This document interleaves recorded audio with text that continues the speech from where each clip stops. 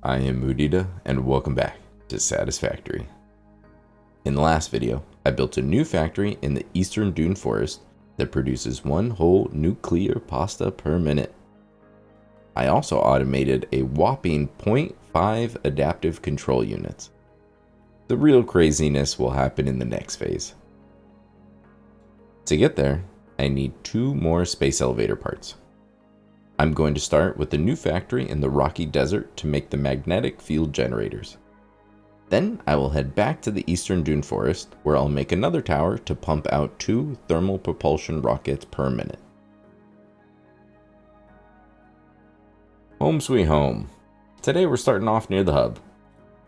That's because I need to unlock another milestone. Eventually I will unlock it because I just want to complete everything. But I'm probably going to steer away from drones until that bug gets fixed. I know if I only used a couple, I probably won't have any problems. But after my last playthrough, it makes me nervous. So today, what I really need is nuclear power. And not because I need any of this, because I can't make the magnetic field generator until I unlock this milestone. Thankfully I have everything automated. Only 1 stack of supercomputers, 4 heavy modular frames, all my stacks of cable, and 4 stacks of concrete. Easy peasy.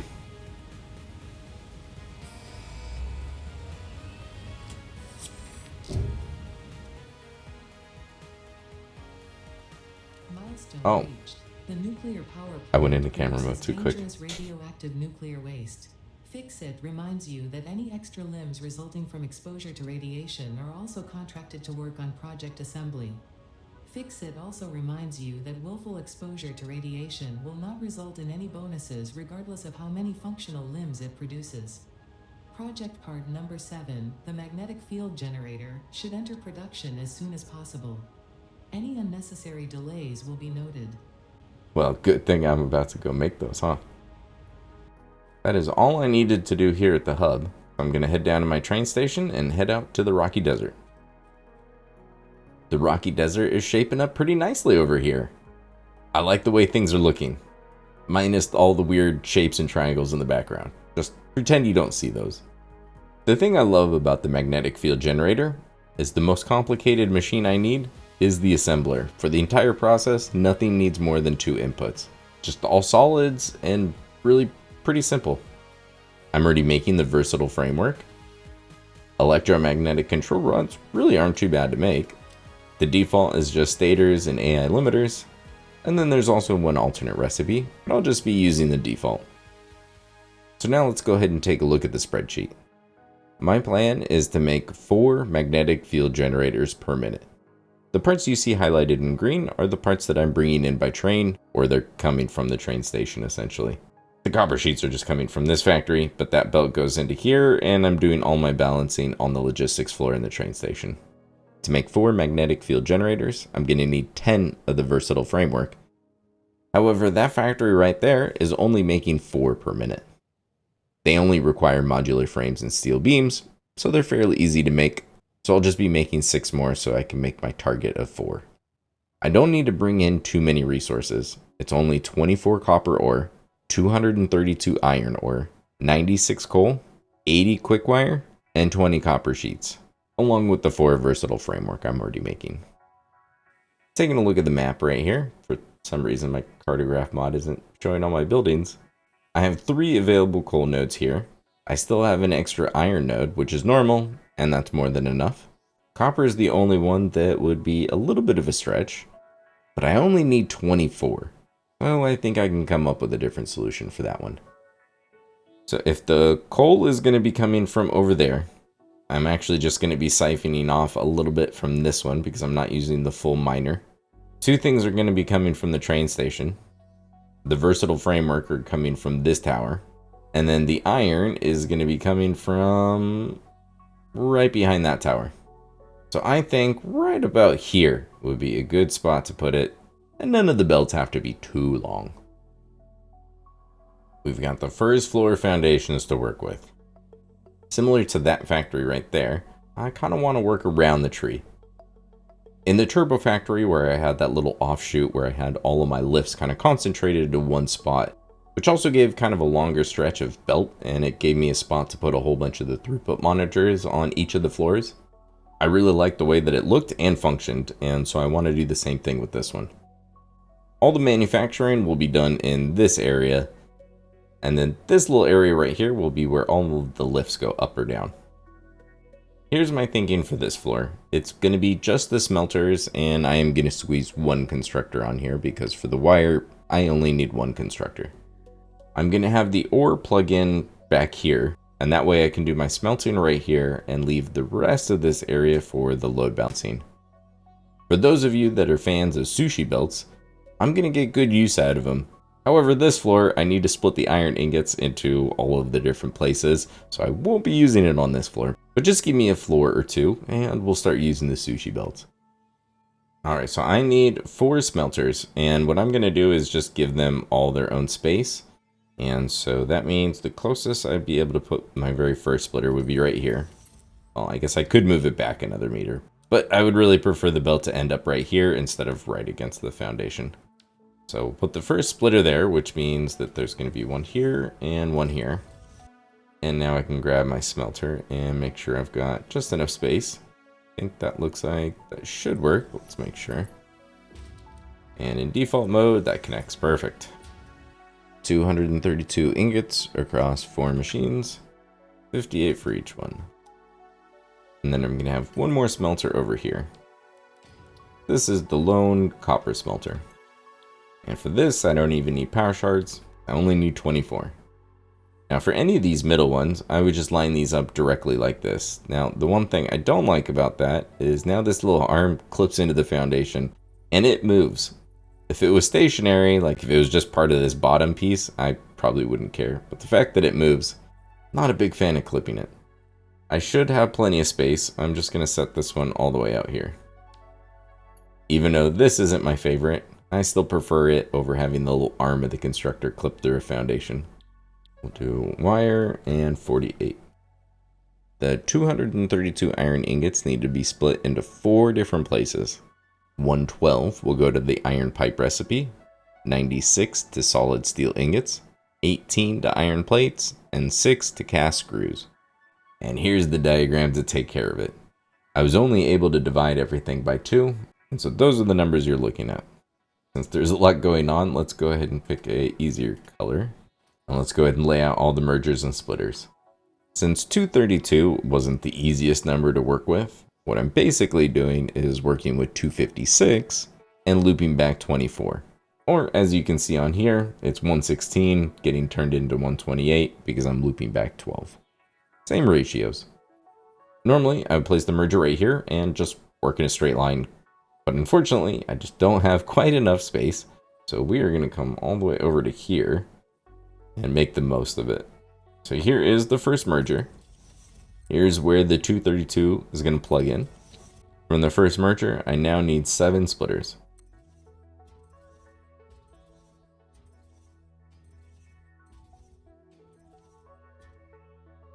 Now I can place a couple mergers on this side. We have that one there, and just connect these belts real quick. This right here is my 6. So I can just go ahead and lay this belt here and make sure that it's got room. And then counting back from the end, 1, 2, 3, 4. This is where I'm going to put this merger. And this is going to grab this one.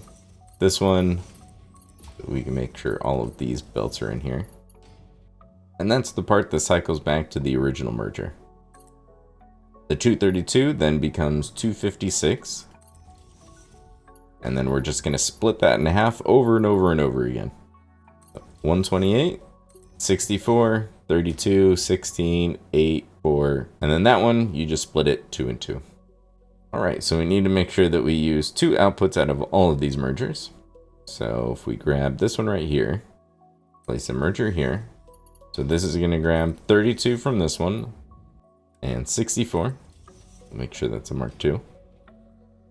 And here's my 96. I may have to move that belt, but for now, we'll just leave it there. And then with this 128, we're going to take a splitter, plug that into there, and then we're going to split it a few more times. 2 splitters here, and then 2 mergers on the side of each of those. Alright, so that'll be 64 and 64. 32 and 32. Here's 16. And then for the last one, I'm going to place the merger right there. This one will plug into there. So that is 16. And then I need to plug this 2 into here, and that'll be my 18. So yeah, we are going to delete that belt right now. I think what I'm going to do is just spin this merger. So here is the 2, here is the 16. So here is 18. I think I may end up playing with the spacing. I may move these out just 1 more meter so things line up just a little bit better. But in any case, what I'm going to do is take old Stubby here, find the right one. There we go. This is going to line up with that merger. And then I'm going to get it lined up right next to this belt. And then find the other one I'm looking for, be this one. That looks good. So this right here is 96. So we'll make sure we get all of these belts in. Because what I've noticed is on a lot of these, if you have these blueprints, you want the belts in there before you go and change the speed. Because for some reason, they can just kind of like flip-flop which direction they are. But if the belts are in place, then they won't. It's very strange, but as long as you find the workaround, it's not too bad. And then this last one right here has my 112. And then that's going to get grouped up right there. And then I've also got my 48 wire. I think I'm going to move this line over by 1 meter so that this belt can line up right on the split of the 2 foundations. Ah, much better. And I added some signs, because if I didn't, I would absolutely forget which one is which. And then later on I'll add the throughput monitors right here, and then that way I can easily check to make sure all the amounts are what they're supposed to be. I've added the second floor, and this is mainly going to be constructors, with 1 foundry in there. All of the different amounts of iron ingots are basically going to head this way, go up the lift, and then they're going to head this way, and feed into the machines. Based on the amounts, the very first one is going to be a constructor. And this one will be doing the iron pipe alternate. Only 1 power shard, because I only need 28. Next up is the foundry.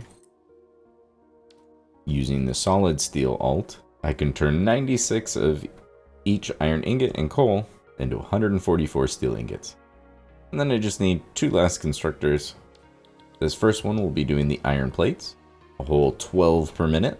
And then the last one will be doing cast screws. And I only need 24. So for once I can actually save power on machines. And last but not least, I just need 1 last constructor, and I'm going to place it right in front of the foundry. This one will be making the steel beams. It'll intake all 144 steel ingots and turn them into 36 steel beams. Alright, so the way this part is going to work is I'm going to lay out all the machines, and then I'm going to work out kind of where everything's coming up in what spot, just so I can make sure everything fits.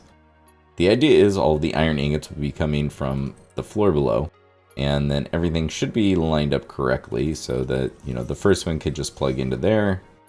The next one will be able to plug into here. But from this point on, I can probably make things a little bit easier on myself.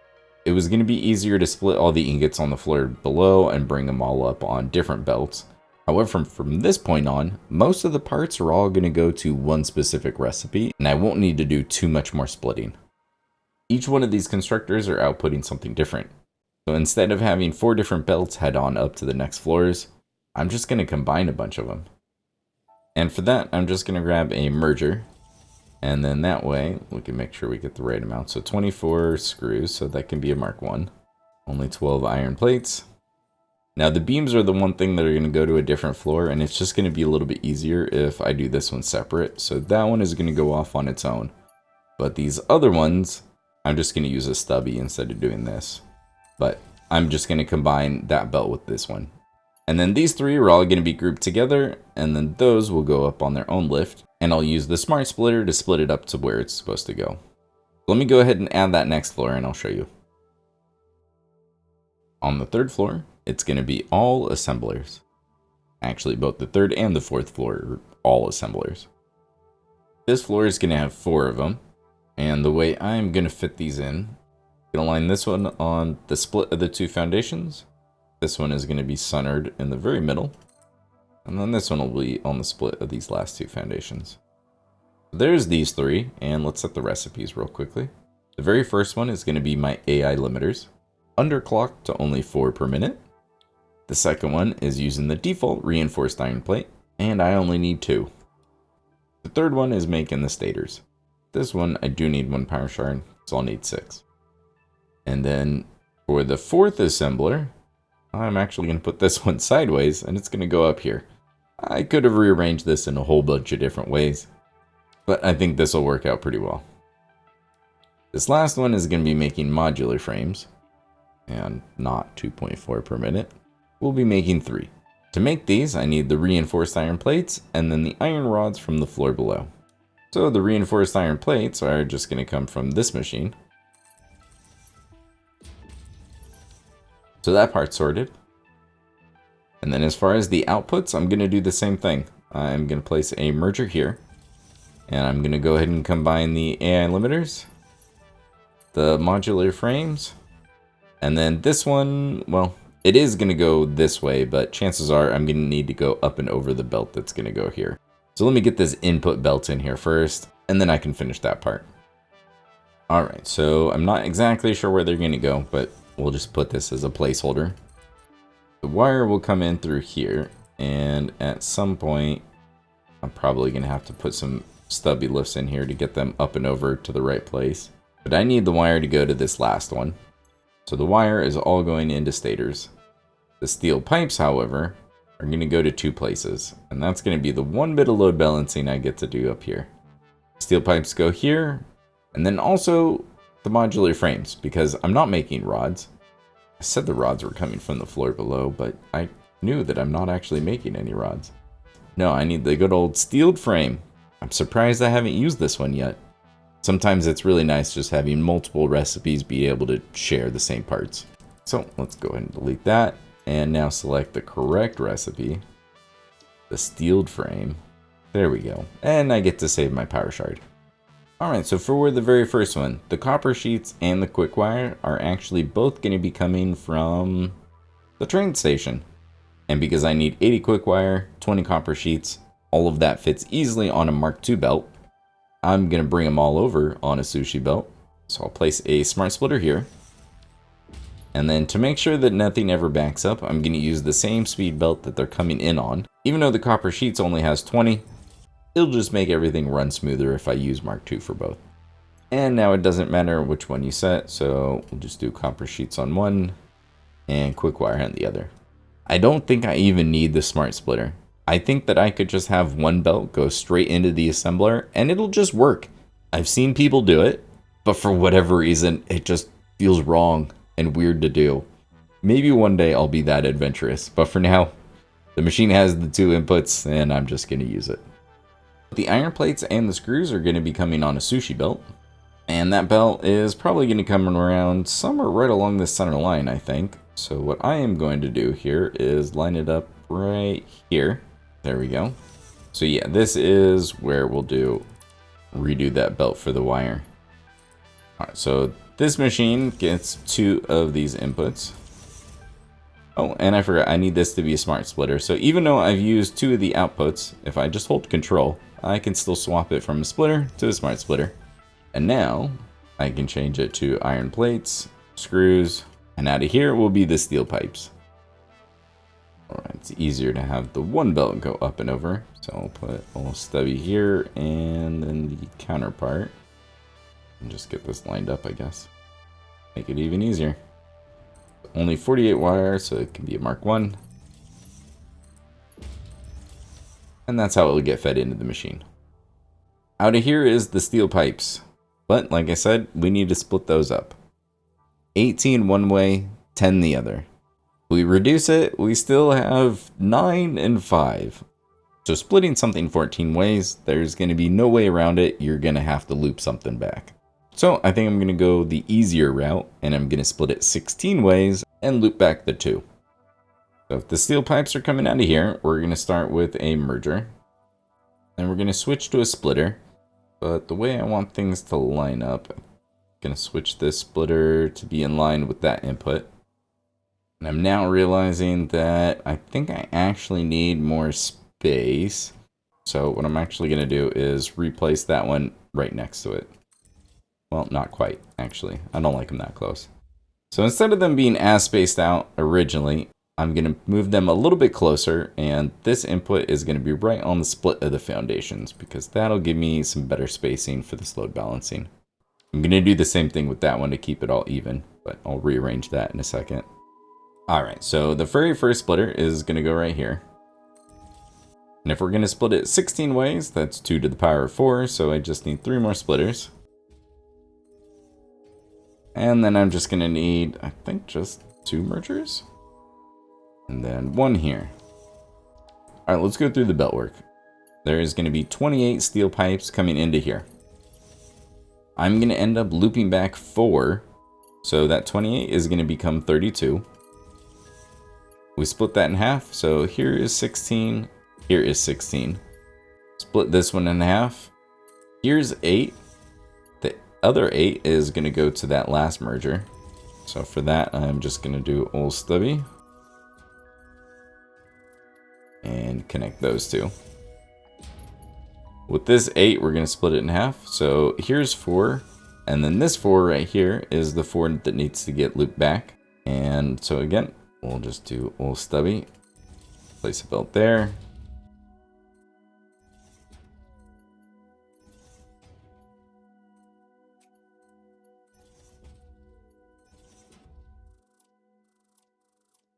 And now I can replace the belt.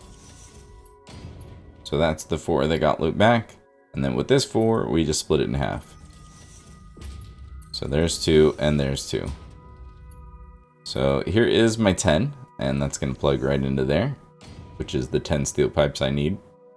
Here's 16 plus 2, so here is the 18 that the stators need. Well, that's the gist of it anyways. Let me clean this up a little bit and add the final floor. Now it's a little bit more tidy. So we've got our lifts here. And this one right here is going to be the output belt. So I'm not quite sure where that's going to go. But all 3 parts that are being outputted on this floor are getting grouped together onto a sushi belt. And then they're going to go up to the final floor. I'm really liking the idea of the sushi belts. And I can't wait to see how this looks when it's all turned on. With most factories, usually as I go up in the tower, the parts get more and more complicated, and so the quantities tend to go down, which is just a perfect time to use sushi belts. There really weren't enough parts to fill up even a Mark 1 belt. This is going to save a ton of space, and I think it's going to make it look even better because the belts will be a little bit more full this way. Moving on to the 4th and final floor. This floor again needs 4 assemblers, but I'm going to lay things out a little bit different. So instead, go ahead and hit T to hide that stuff. I'm going to place 2 of them, and we're going to separate them. Yeah, that looks good. This first one is going to be making the versatile framework. I only have 4 of them made already, so here is the extra 6 that I need. And this one will be making the electromagnetic control rods. And I need exactly 4, so this can stay at 100%. And then past these ones, I just need 2 more assemblers. And these ones are making the final magnetic field generators. I'm going to be making 4 in total, so 2 at 200%. Alright, so let's work backwards and just kind of work with these first. So I'm just going to put 2 splitters here. Alright, so now with everything in the right spot, if I place a stackable conveyor pole here, I want to connect the belt.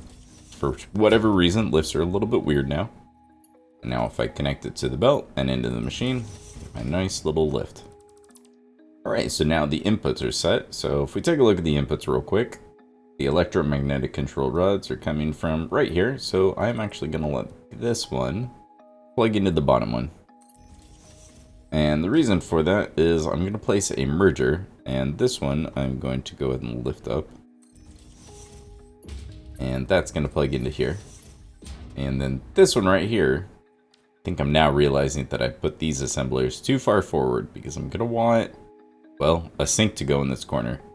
Surprise, surprise, I got the spacing wrong on the first try. I'm probably going to have it so this lift can go straight into the merger, so this merger is going to get moved back a little bit. and I'm going to make it a short one. And then that's just going to plug into the side. That factory right there is the one producing for versatile framework. I'm just going to have a belt running from there over to here. And then there's going to be a lift that brings it all the way up to here. And then I will have that come around and then plug into that merger. As far as these inputs go, modular frames, steel beams, stators, and AI limiters. Well, stators, AI limiters, and the modular frames are actually all coming from the floor below, and those are all coming on one belt. The steel beams are the only ones that I decided to separate, and so that is going to be coming from its own belt. And then all the rest of them are going to be coming up, and then I can just use a smart splitter, and it can go there, to there, to there. And I'll just make sure that steel beams go to the left. And then the AI limiters and stators will go to the center and the right. And then that comes from the floor below. So I think I'm going to move these back by one whole foundation because I've got plenty of space. So let's just delete this for now since it's not in the right spot anyways. I'll have a sink here and a small storage somewhere over here. We'll just use a smart splitter to prioritize the storage container, and then the overflow can just go into the sink. So let me clean this up and get the basic belt work with all the lifts going from floor to floor in. And I'll show you what that looks like, and then we can go over the next step. And we're back. I've got the awesome sink with the smart splitter set up, and things lined up a little bit better when I got the spacing right. So as we can see, the middle belt is the one that ends up going into the merger, and that'll be the versatile framework coming from the factory behind me. And now I've got nice long stretches of belt where I can kind of place my throughput monitors wherever is going to end up being the most convenient, because I'm definitely going to use some glass walkways over the conveyors on each of these different floors. When I get to the decorating phase, I'll have a better idea of where I should put those. And I think all the rest of the floors were pretty much all sorted out already. So now we pretty much get to move on to getting the resources over to here. I don't have to bring too many. On this side of the factory, I need a belt coming from there over to here. I need a little bit of that copper node. There's plenty of coal, because there's one there, and if I move a little bit more, one there. And if we take a look at the amounts, I need 96 coal, and 24 copper. And that equals exactly 120. I feel like I've been on a roll with the sushi belts, so let's do another one. That way I only need one belt, and I'm going to have that come around this way. And then it can come down here, and then that way the coal will plug into here, and then the copper will go into here. And so all I need is one smart splitter out here. Which I didn't realize that they snap to the side of foundations now. Has that always been a thing? I mean, that doesn't do me a whole lot of good right now, but it is kind of cool. I guess I never realized it? Or maybe that changed when you could add them to the bottom. That would be my guess. I don't remember them being able to do that. Anyways, I just need one smart splitter out here, and then I can split the coal and the copper. And on this side of the factory, I'm just going to plug the iron in right here. So I do need one bus that's going to come from all the way over there. So my guess is we're going to run it this way. And then I'm going to cut through here. It looks like that's directly southeast, which means that would be at like a 45-degree angle. So it should actually be pretty easy to go through here. This one will definitely be the longest belt. So it'll come from right there. Gotta love coming back to a factory and still seeing it just working away just like it's supposed to be. This thing has been providing me with pretty much all of my iron parts for a few hundred hours now. And now that I'll be taking this last iron node, who knows the next time I'll be over here. My little belt highways are in. So we'll start with the one we were just talking about. The iron just comes right along here.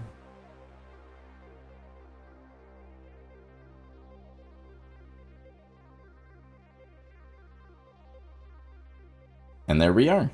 And it was definitely one of those things where in hindsight, I don't know why I ran power all the way over here because I could have easily just connected this power. I'm only using one power grid, so I don't know why I did it. But I also just didn't feel like going back and deleting them all. and the bulk of things get plugged in on this side.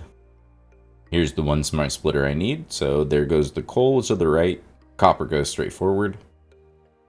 This middle belt is coming from the versatile framework tower, and then the one on the right here is coming from the train station.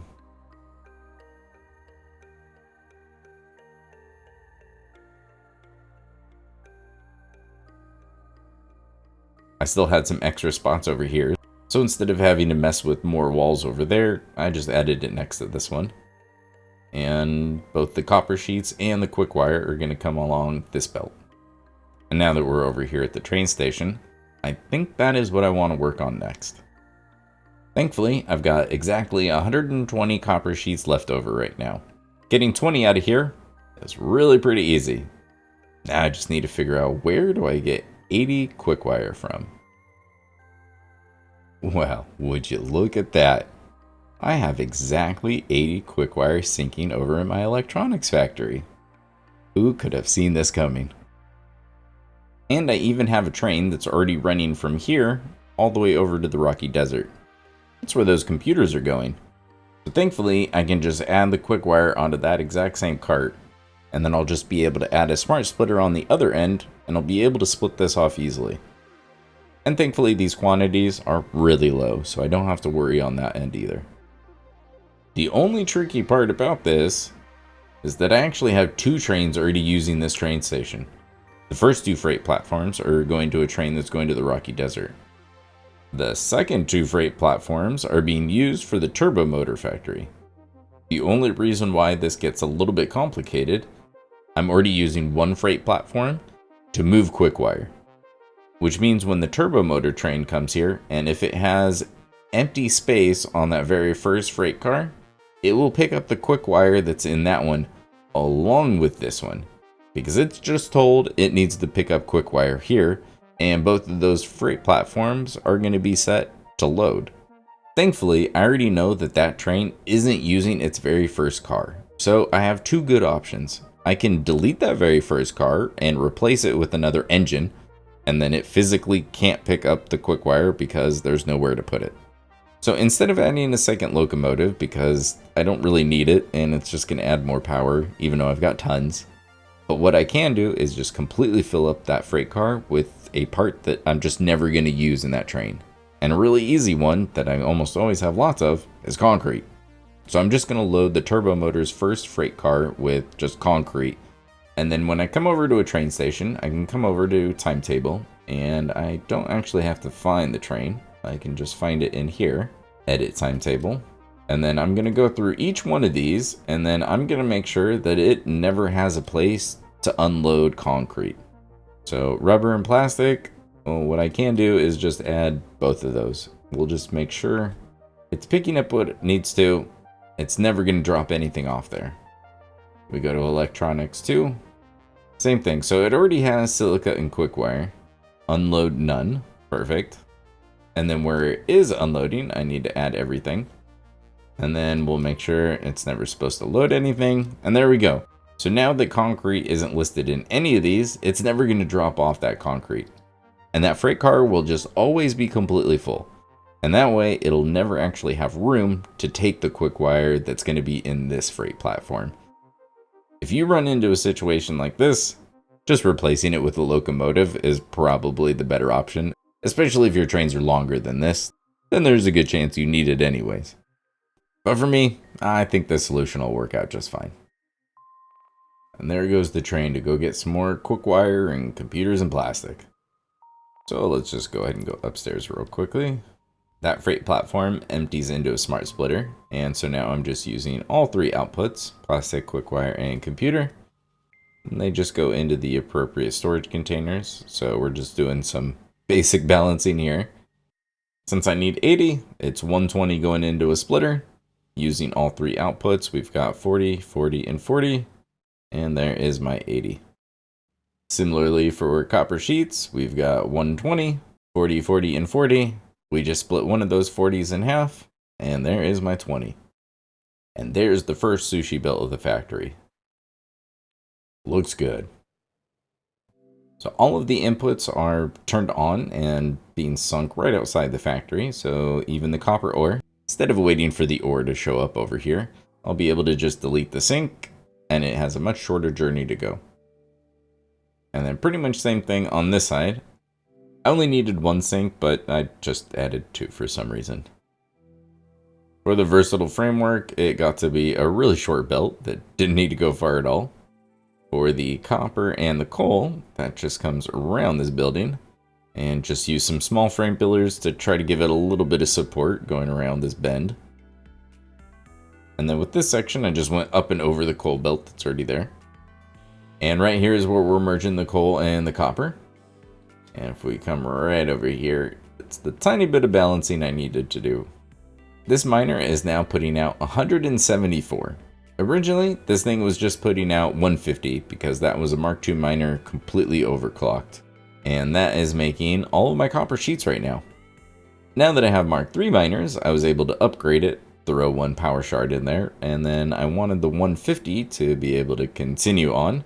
And then I just needed my 24 to go this way. So I am using the smart splitter trick.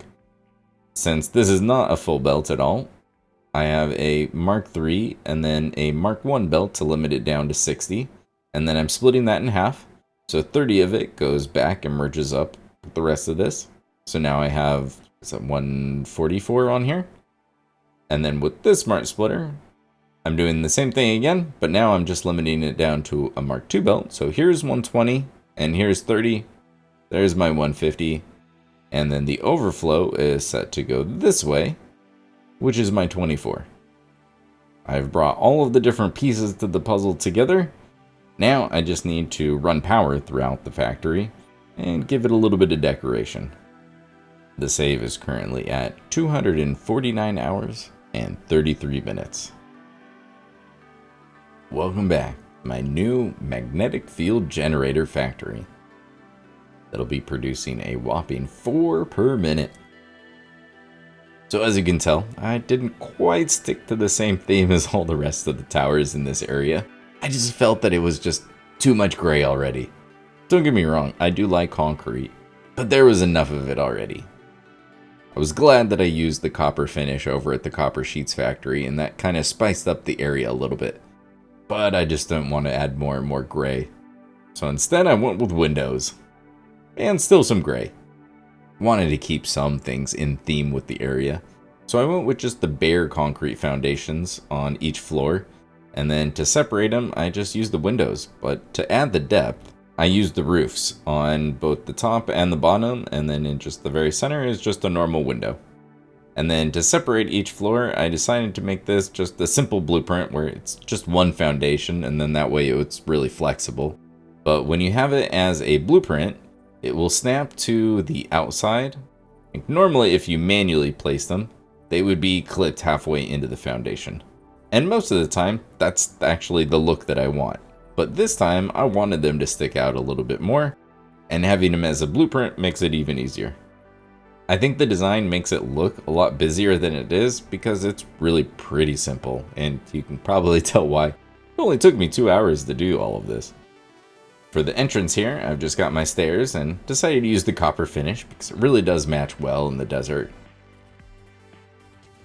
And then I've got the cool roll-up gate, and then from here, we've just got a nice view of everything going on. I decided not to add the railings again, really more of just the look of it. I like the way that it looks without the railing, and when you are actually walking around in the factory, it's much easier to see what's going on down here without the railing. With the ceiling here, I just added a whole bunch of the 4-meter label signs, just one per foundation. And that way they're half filled because there's going to be a 4-meter gap in between each of the 4-meter signs. I like the way that it came out because it's not super overpowering and way too bright, but it does add a nice little touch. And then over here, we've got all of our things that are either coming in.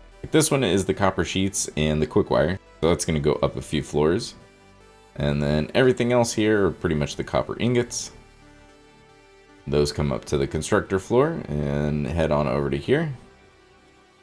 And with this factory, I'll be honest, I was just kind of lazy and I just didn't feel like doing the power through the floor, so I just put them on the roof.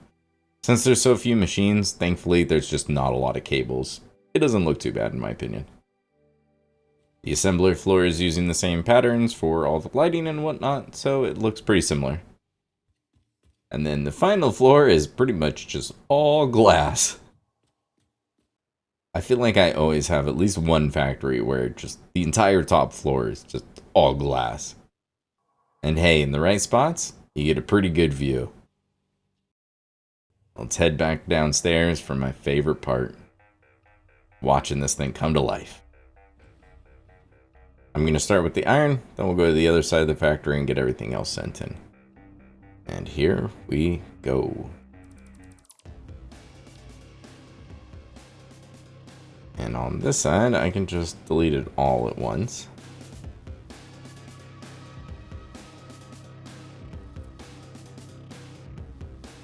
And let's see how long it takes.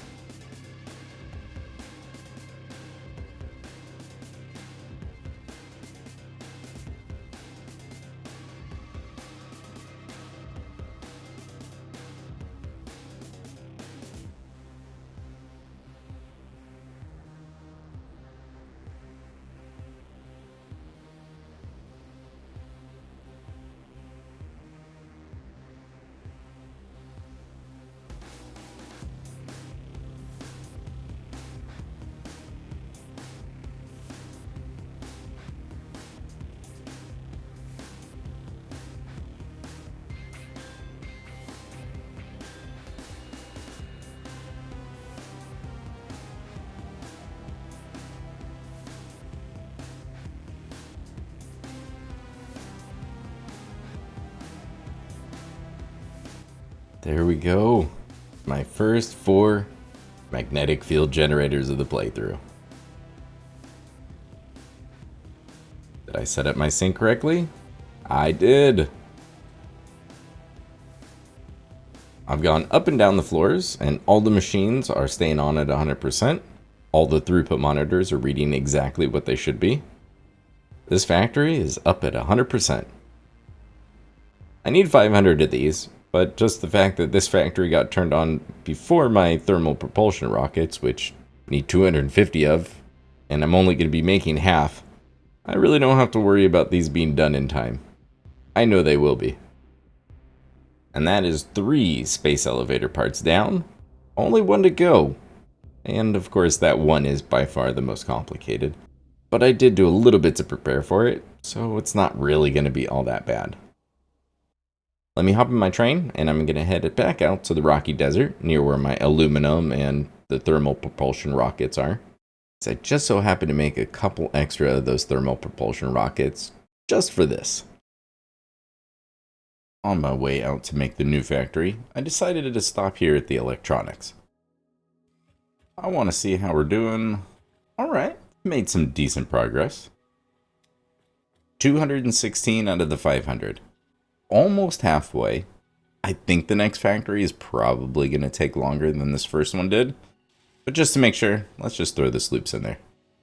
The only thing it cost me is a tiny bit more power, and currently I've got plenty. When I come back to collect those space elevator parts, I'm just going to pull the summer sloops out. Chances are I'll have a whole bunch extra, and hey, that's just more sync points. And now we can head back out to the Eastern Dune Forest. And I do want to show you guys the cool new mods that I have downloaded.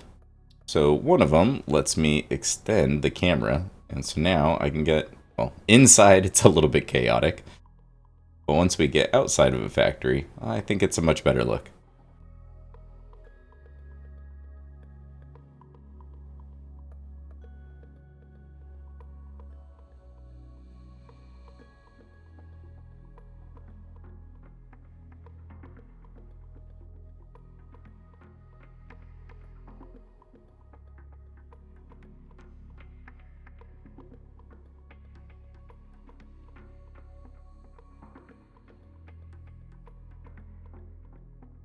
That mod is called Better Vehicle Camera, and that'll be listed in the description.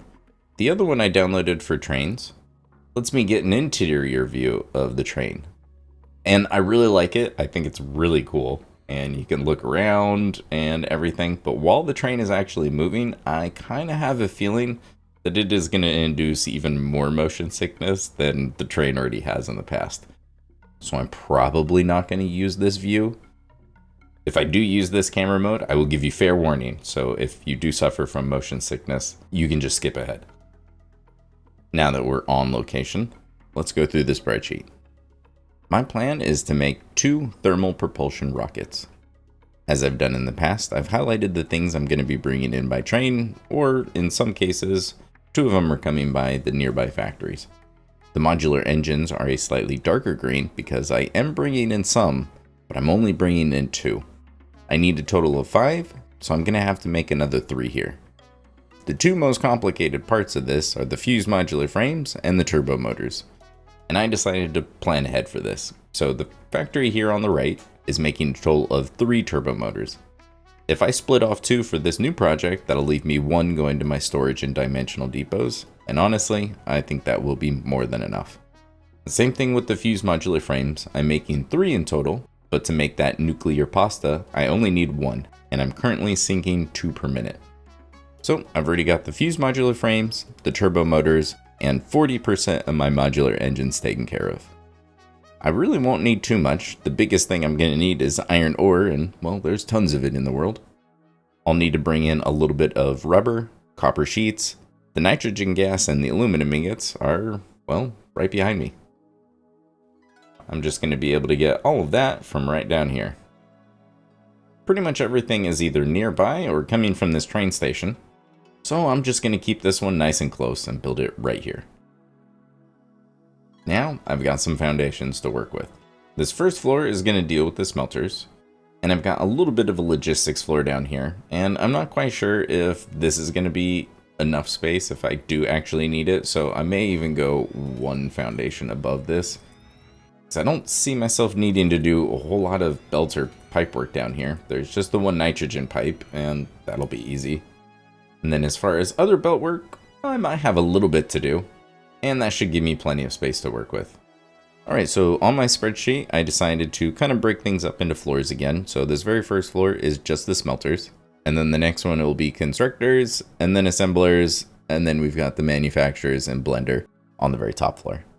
I think this will be enough space, but if I end up needing a little bit more on 1 or 2 of the other floors, then the tower just gets a little bit bigger, and it gives me something fun to work around as far as the aesthetics at the end. If the iron is going to be coming from down there, chances are I'm going to want the inputs for the machines to be on this side. So let's go ahead and do it this way. And let's just find the middle. So let's start here, 10 foundations wide. So if we find the 5, all right, so here is the middle and it's 5. Since I have plenty of space, I only need 8 smelters. I'm going to go ahead and give them all their own foundation. And the great thing about working with powers of 2 is the splitting is really easy. Let's just make sure that fits. It does. Okay, so let's go ahead and set the recipe. 472 across 8 machines, 59 for each one. Mark 1 for all the first ones, and then mark 2 for the second. And then mark 3 for these ones. And the initial 472 will plug in somewhere over here. And then I'm going to do the exact same thing, just because I'm not going to do the load balancing on this floor. So I'm just going to go with the symmetrical design and group them all together. Terrific. So at this point, I'm not quite sure if I want to do the same kind of thing as this one, where I've got a dedicated spot where all of the lifts go up and down. Or like this one, where they go up or down kind of where it's convenient, and everything is contained within the square walkway. I'm leaning towards that one, but more similar to the factory that I just built, and I think I'm going to take advantage of the sushi belts. However, that is for after we get through the iron ingots part, because I need to send these in a few different places. The iron ingots are going to go to iron pipes, plates, cast screws, and the iron wire recipe. Since I need this to go to 4 different places, we're going to get to do a little bit of load balancing, and that was just not going to fit in this space unless I wanted to make it quite a bit bigger. And I definitely could have gone that route and just made the first floor bigger, and then it wouldn't have been as tall. But what I'm going to do is just add a whole floor just specifically for just the load balancing. So let me add this one more floor and we'll get to building something. The second floor is now added, and I decided to do the same thing I did with, I think it was that one right there. I'm just using the 2-meter foundations to give myself a little bit more depth here on the ceiling, and hopefully it'll give me a good place to add a few more lights or something. I need to do a little bit of load balancing. So normally I try to fit this onto the same floor as the machines, and it kind of fits all together, creates a really busy floor, and I like the look of it. However, because the initial amount coming in isn't the greatest, and I have to send this to 4 different places, here's the diagram. It got a little bit crazier than most of the other ones I've done.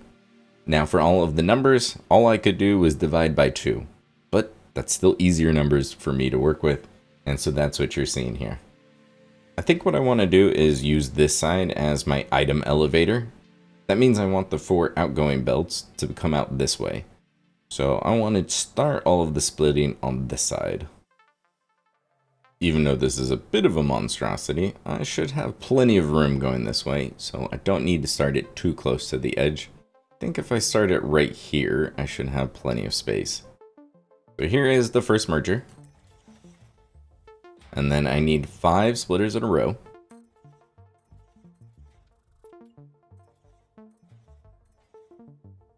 And then a merger and 2 splitters.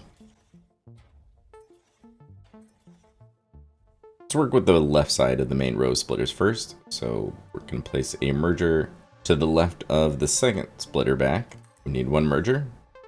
We skip 1 spot, place another merger, skip 1 spot, place the last merger.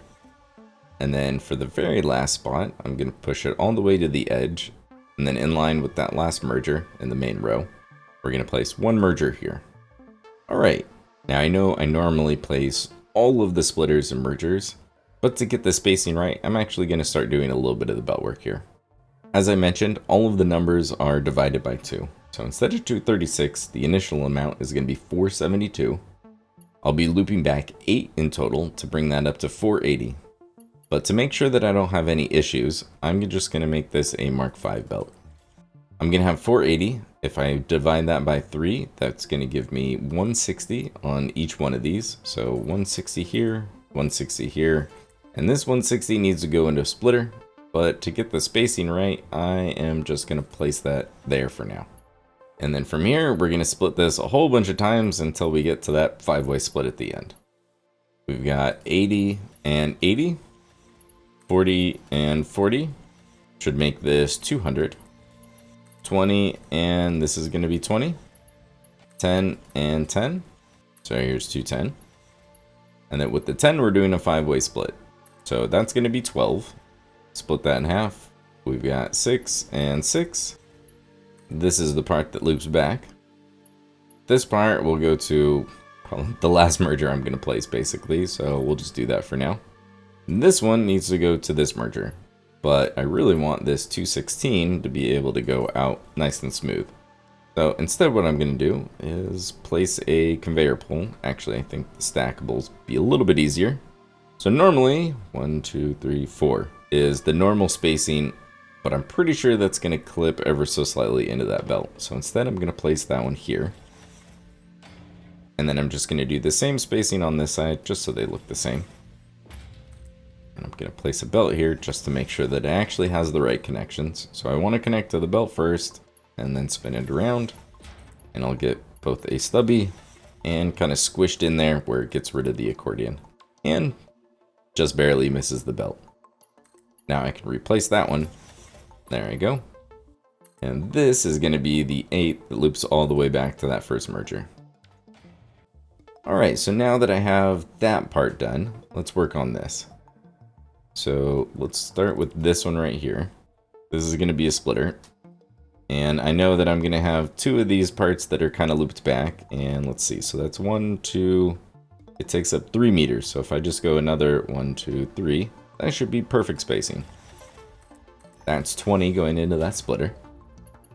This splitter is going to split it in half. So we'll place 1 merger here. One will go there, and then another merger right above it. So that's 10 on both of those. From this merger, we're just going to do a 5-way split. So it's 2 splitters, and then a merger to bring it all together at the end. And just like that one, this 10 becomes 12. We split this in half, so there's 6, and then this 6 is going to go over to there, but I'm definitely not going to clip it through like that. This one I need to use all 3 outputs, so one goes there, one goes there, and then one cycles back to the merger. Alright, so for here, we're just going to do the same thing I just did right there with the lifts. So we space it out by 3 meters, and that completes the part that needs to loop back. Almost done! From this merger, we just need to add on a few more things. So in line with this merger is going to be a splitter, and that one's going to go right there. So now I can replace this. That's 80 into there, 40 into that merger. Oh, I just realized that wasn't spaced out enough and facing the wrong way. So here we go. 40 into that merger. Means I also placed that one wrong. Alright, so 80 into there. Split that in half. We've got 40. And then this was 10, so here's 50 going into this merger. That's right here is the 54 I need for iron plates. Back to this splitter, it's going to go into a merger. It's going to face this way. And then I'm also going to place a splitter in line with that one. And that's going to go right there.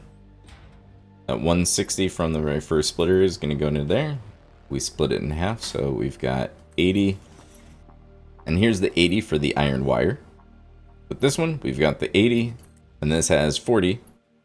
And then in line with this, we're going to place one last merger all the way up here. Sure it's in line. Terrific. Mark II belt into there, and then we just need to use this last belt. Needs to connect to here.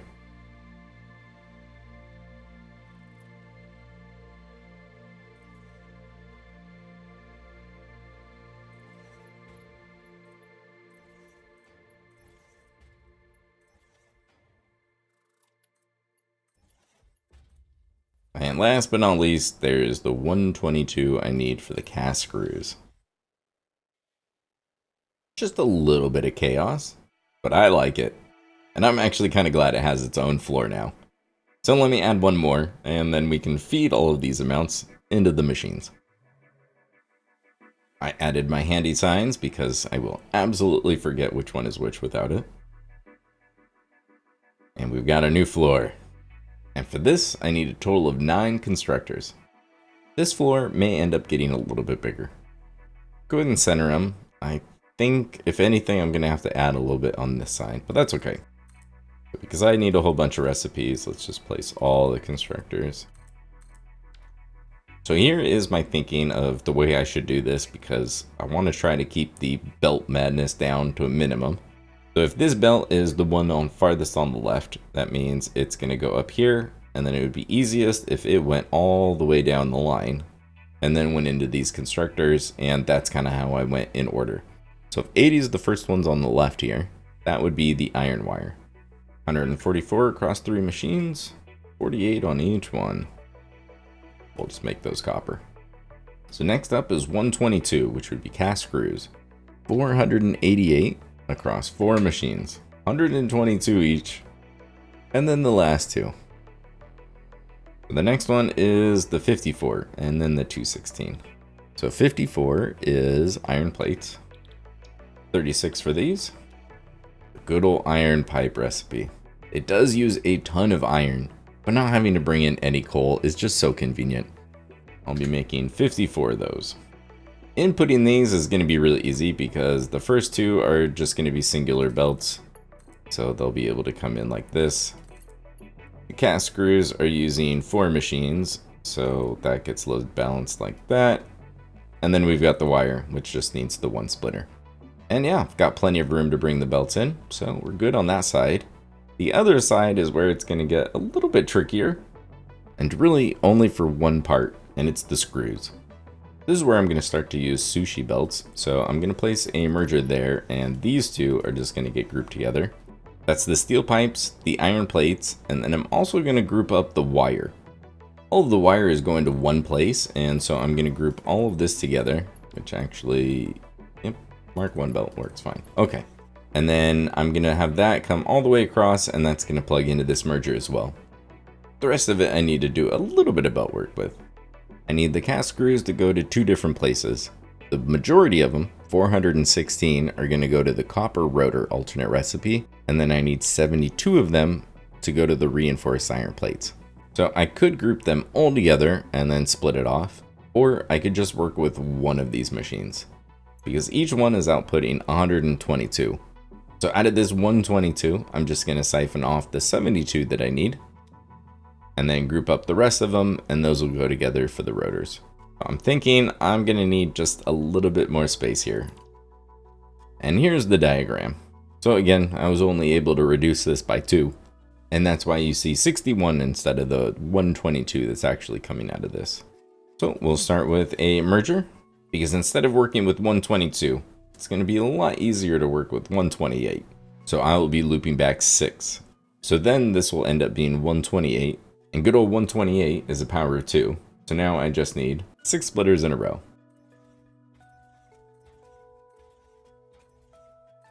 And then from the top here, I just need one merger facing this way.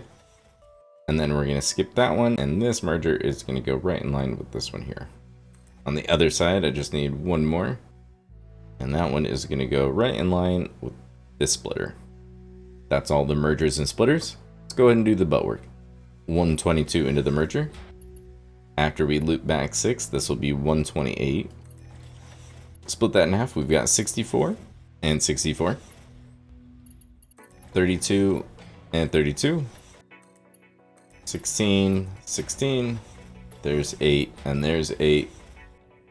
And so now this has my 72 that I need. So we can just place a lift there for now. This is 4, and this one is 4. 2 goes there, and then the other 2 comes all the way around to that last merger. But now this needs to go all the way back to here.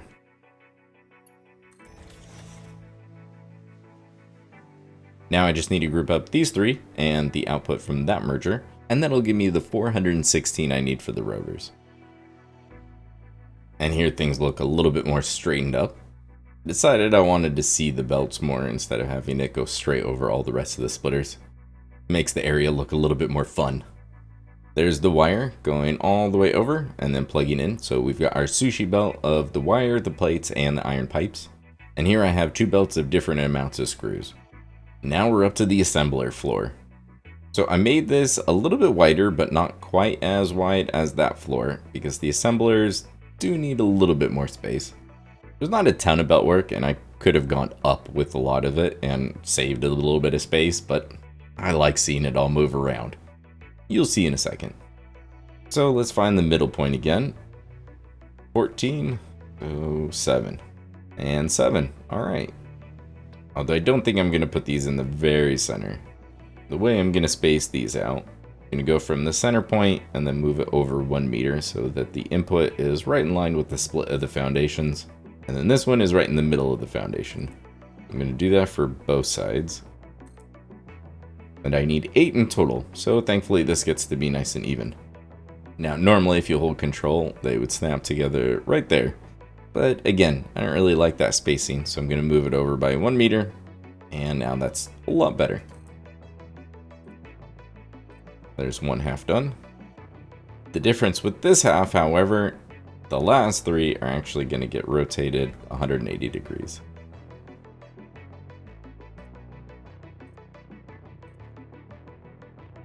Let's start here on the left and work our way that way, because those last 3 are going to involve these parts here. The very first one is kind of the oddball and doesn't really fit in with anything else. That's the good old heat sink. Instead of using the default recipe, which is aluminum sheets and copper sheets, I'm going to go with the heat exchanger, which is aluminum casings and rubber.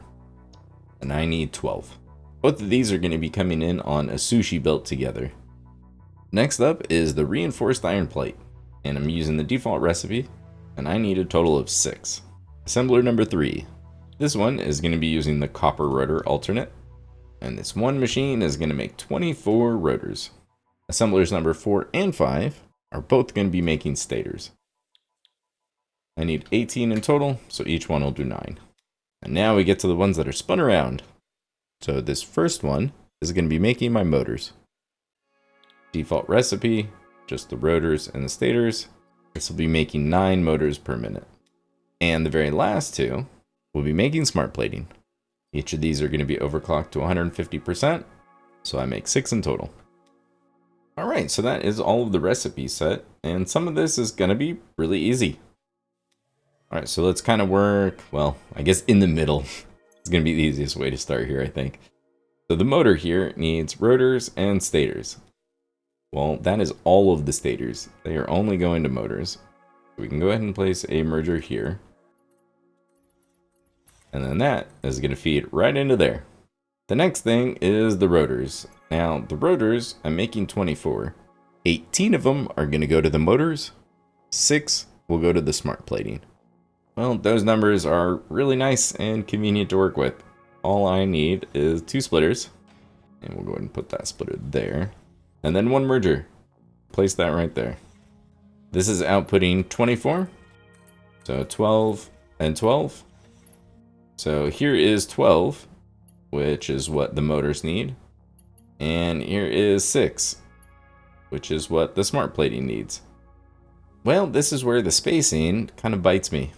Because they're just close enough. If I place a splitter here, they're not going to fit in there. Even in default mode, that's not going to fit. You could space this out and it will do that curve and work, but I don't like the way that looks. Normally, I really like putting the splitter in the center. But this time, I think we're just going to have to work around it. So I'm going to place 1 splitter. Actually, let's find out where does this go. And that's where we'll put the splitter. So the second splitter will go to the second level. Make sure it's actually lined up. There we go. The first one will be on the floor level.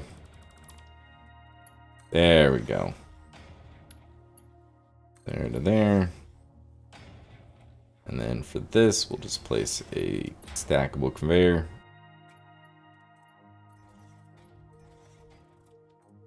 And replace the belt. Now that I've got that set up, now I can take my 6 rotors and go from here into here. The only thing these are missing is 6 reinforced iron plates, which, that's what this is making. So now with this belt, we can just have this come along here. And then for this, what we want to do is go 1, 2, 3, 4. And now from here to here, that'll clip, but I really like when the belt goes all the way into the lift, so I'm just going to replace it. And there we go. Oh, one last part. I am going to need this to go all the way upstairs. So what I'm going to do is have this come all the way along here. Yeah, from there, that's good. And then on this side, because I am going to need to feed all of these machines, the iron plates, the steel pipes, and the wire are all coming on 1 belt. I'll need 2 belts for screws, but for the most part, feeding these machines should be pretty easy. So for these, I don't want them to take up too much space, but I am going to use another sushi belt, and we'll get these grouped up. And then I'll just have one last one here in the middle. So this will group up the motors, the smart plating, and then the last one will be the heat sinks. Everything will easily fit on 1 sushi belt. Now I can send that up to the final floor. The 5th and final floor is ready. Now this floor only needs 3 manufacturers and 1 blender. For the layout, I think I'm going to do the 3 manufacturers in a row and then the 1 blender. We'll place 1 here, and I think 2 foundations should give me enough space to do any of the belt work.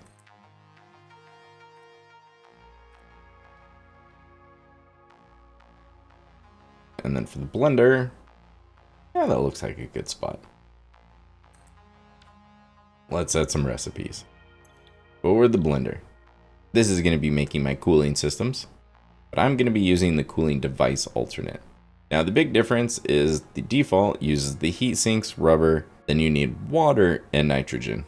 Now the big advantage of the cooling device is now I don't need any water, and nitrogen gas doesn't need any head lift, so there's no problem in getting it up this far.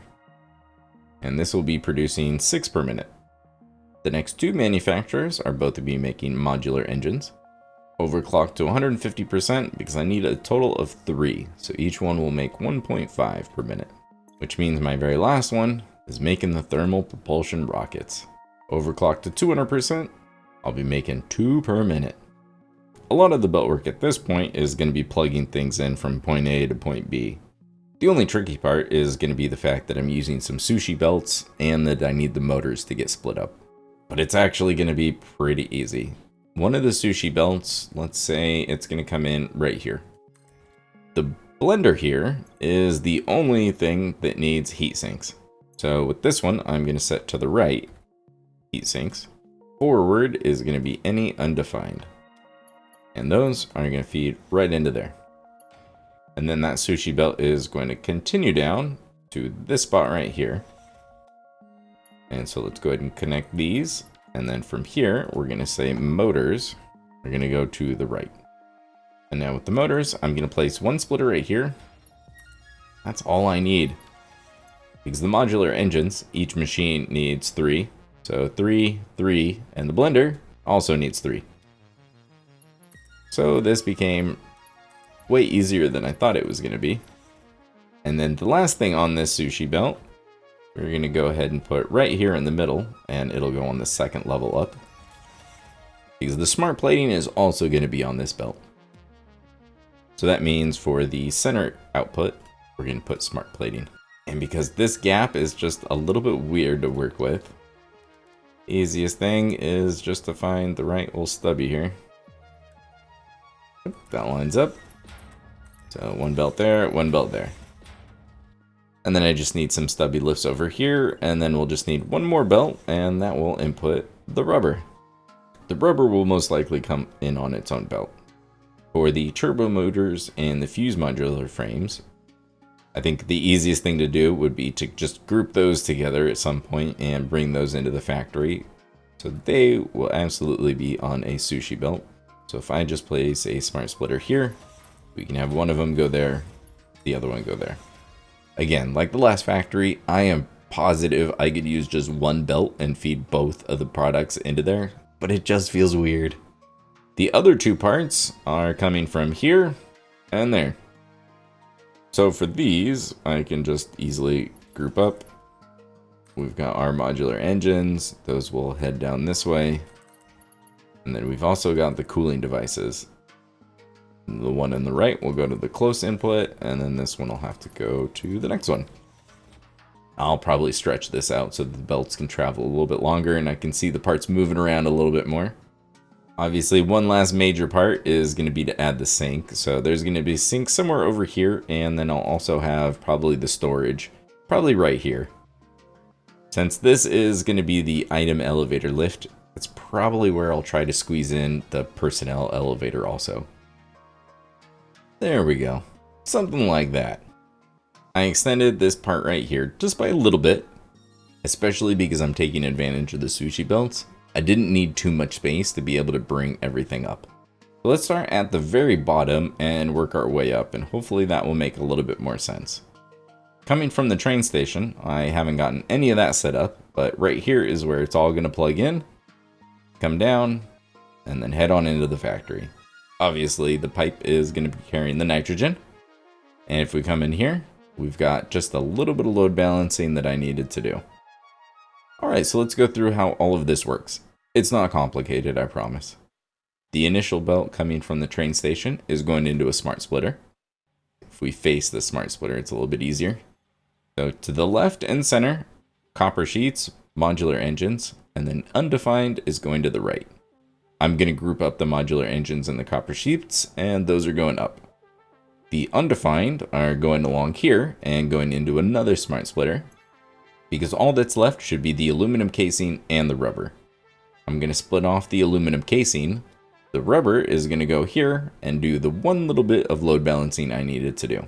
Rubber goes to 2 places, and it ends up being 4/9 go one place and 5/9 go the other.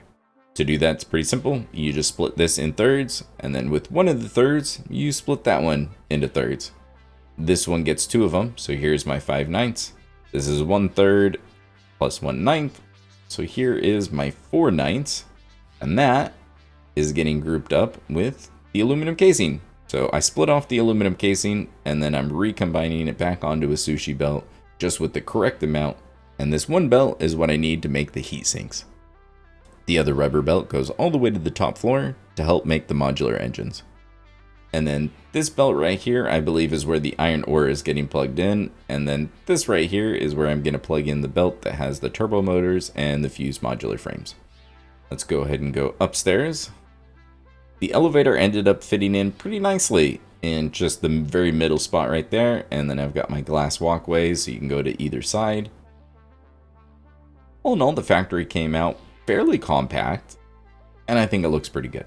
This floor, not too much has changed. I just needed the bulk of the space back here for all the different lifts. But because I wanted to keep things kind of flowing in the same direction, I brought the output all the way over to this side so that it was easier to feed up into this side where all of this madness is going on. So the initial belt just hugs the wall and it goes all the way back and plugs in.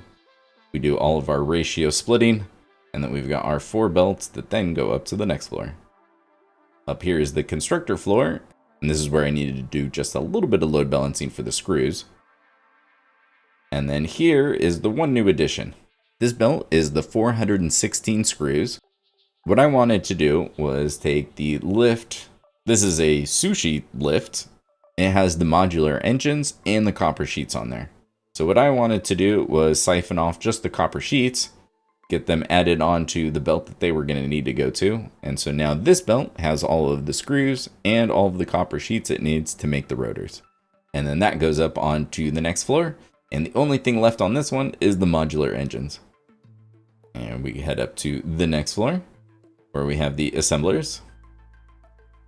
So same sort of thing. Everything is kind of getting sorted out. Unfortunately, because I really wanted the assemblers to be in this layout because it was going to make all of this belt work so much easier and cleaner.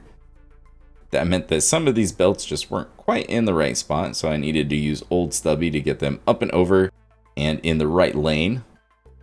And then those just go off and into the right machine. And then those products head up to here. So not too much has changed. I've just got all of the lifts in place. We've got our throughput monitors. Actually have the nitrogen pipe in place, and then this is that one last belt of the modular engines, the whopping 2 per minute. They're gonna head on over here.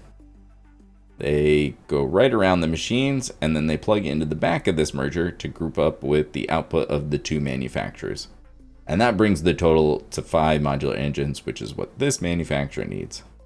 The final product of the thermal propulsion rockets are just gonna come along this wall and then head into a familiar setup. The smart splitter has the priority set for the storage unit, and then the overflow will head on over into the sink. And that is the bulk of the work done, at least for the factory anyways. Still needs a little bit of work for the decorations, and I need to run power throughout the whole thing. But what I want to work on next is the train. I want to get all of the products in close and syncing, make sure that the throughput is good on everything for the train, and then I'll work on those decorations. Let's take a look at the train situation. I need to bring in 2 modular engines, 81 rubber, and 48 copper sheets. Even though it's 3 different items, it's really not that much. What I'm thinking is this train station right here has a completely empty platform that isn't being used, and the one train that is currently using this train station is the one that I needed to change around, and that very first freight car is just completely full with concrete, and it's never going to drop that off. I think I can fit everything I need for this one factory in one freight car. Let's see if I can make this work. I've set up 3 storage containers and labeled them so I know which one's getting which. We come to this side, I'm just going to use a smart splitter. So that one freight car is going to drop everything off, and then it's going to split modular engines to the left, copper sheets, and then rubber. The modular engines need 2 per minute, so let's just knock out this load balancing real quick. Here's the diagram I'm going to be using, and this one shouldn't be too bad. We'll start with our 3 splitters in a row, followed by a merger, 2 splitters, which also means I'm kind of running out of space, and then I just need one last merger. And then on the left side, we'll go back to the very beginning. I just need a row of 3 mergers. And now some belt work. Mark 1 belt is 60 per minute, and I'm going to split that 3 ways. So here's 20, here's 20. For the last 20, I'll just do a couple short lifts.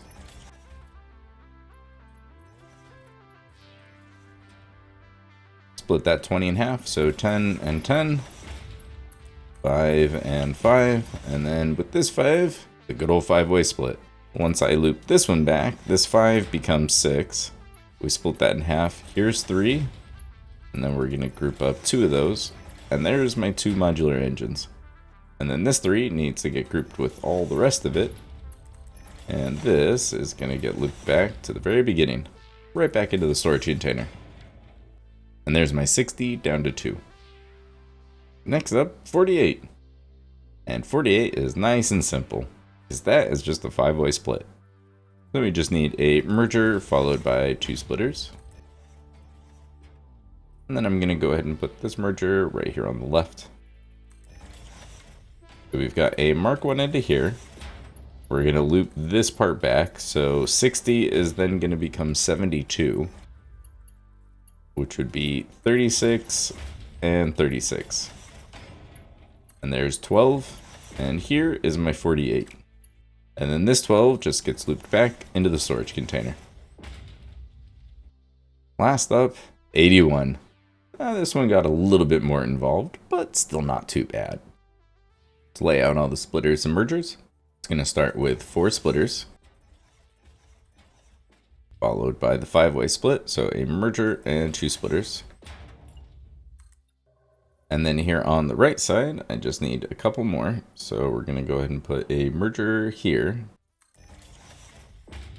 I'm going to skip this one, and then place 3 more mergers in a row. And then on the left, there's going to be a merger next to the very first one, and the very last one. It would help if I face these the correct way. We start with a Mark II belt, so there's 120 into the splitter, splitting it 3 ways. There's 40, there's 40, and then we just need some short lifts. And the lift won't normally fit in there, so we're just going to have to make it a little bit squished.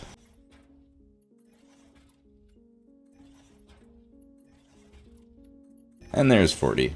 So now I've got 80 going from this merger into that one.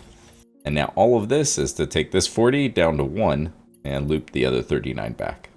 So we split it in half. There's 20, there's 20, 10 and 10, 5 and 5, and then the old 5-way split. So that is going to end up being 6. So 3 and 3, and there's my 1. And then for this part, we're just going to use the lifts, but I think I'm going to have to squish them in a little bit. And now this can loop around here, and we can group everything else, and this will be 39. Oh, I need to do the same thing to this one. There we go. And now it misses everything and loops back into the storage unit. Now that I have all of the balancers done for the unload side, now I just get to start loading the train. I'm going to group these together, and then I'm just going to have them run probably along up here, and then I'll have them drop down. I'm going to have them plug into here, and then for now, I'll just have a smart splitter and an awesome sink over here. And that way, if I decide to start the train early, everything will just start sinking instead of backing up. I've hopped in my train, and I'm just going to head out to the Rocky Desert.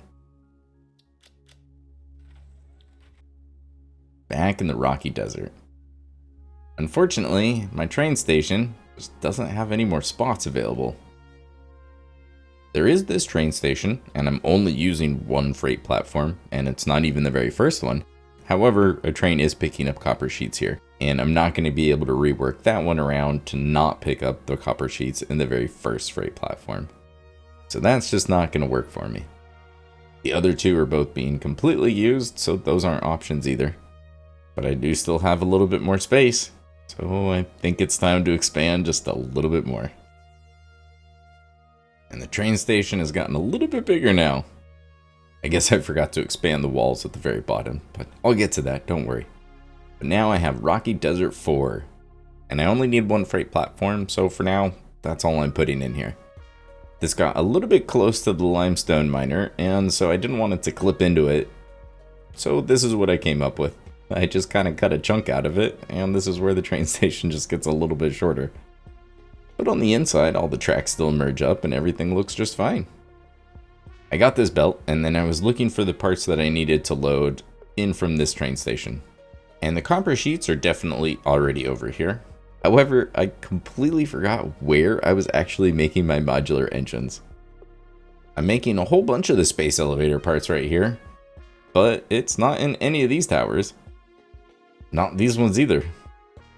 Nope, I had completely forgotten that it wasn't actually in the Rocky Desert that I'm making them at all. It's actually the one area over here that I built in. My little area making smart plating and modular engines just tucked away back here. And I even included a spot in the train station for modular engines. So I went ahead and added a label. These two are going to the Thermal Propulsion Rockets. The great thing about putting these on a train is I don't even need a buffer. I can actually just put these, I think, probably right about here. Well, I'll make sure that that's straight. There's enough room on the lift that I don't need a storage container at all. The way this train is set up is it waits here for 20 minutes because it's really not bringing in very many materials. Hindsight's 2020. If I were to go back, I would definitely just use one freight platform and the smart splitter. Now that I've finally gotten used to that, I would definitely change it. And I could if I really wanted to. But what I think I'm going to do is leave this the way it's set up. I'm going to come over to my train, and now I'm going to come over to here to edit timetable. When it stops here, it waits for 20 minutes. And I actually don't want that to change because the numbers it's moving are so low. It just doesn't need to run very often at all. But we are going to add one more stop. It's now going to go to Rocky Desert 4.